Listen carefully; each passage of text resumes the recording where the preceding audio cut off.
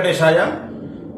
మార్చి 29వ తేదీ 2025వ సంవత్సరము నుండి షష్టగ్రహ కూటమి ఏర్పడతా ఉంది ఉగాది నాటి నుండి. సో దాని యొక్క ప్రభావం సుమారు 3 నెలల ముందు నుండి ఉండేటువంటి అవకాశం ఉంది. అంటే ఈ నెల డిసెంబర్ 2024 చివరి నుండి 2025 మార్చి వరకు ఉంటుంది.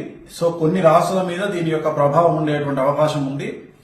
సో మాక్సిమం ఎక్కువగా ఉండేటువంటి రాశులు మీనరాశి, కర్కాటక రాశి, సింహరాశి, తులారాశి, వృశ్చిక రాశి, మకర రాశి, కుంభరాశి.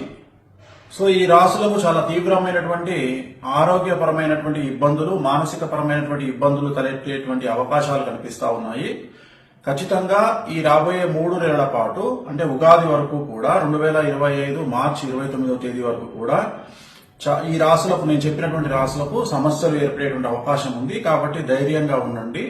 సో జంక్ ఫుడ్ ఎక్కువగా తీసుకోకండి, అవాయిడ్ చేయండి రాబోయే 3 నెలల పాటు. అలాగే ఎక్కువగా లెమన్ ఎల్లో, నేను వేసుకున్నటువంటిది లెమన్ ఎల్లో మరియు రెడ్ రిలేటెడ్ గా, అలాగే గ్రీన్ రిలేటెడ్ గా దుస్తులు ధరించే ప్రయత్నం చేయండి. నలుపు రంగు దుస్తులకు దూరంగా ఉండండి. వీలైతే వారానికి 10 రోజులకు ఒకసారి ఏదైనా మీ దగ్గరలో ఉన్నటువంటి శ్రీ వెంకటేశ్వర స్వామి వారి దేవాలయాన్ని సందర్శించడం వల్ల సమస్యల నుండి బయటపడతారు. ఓం నమో వెంకటేశాయ.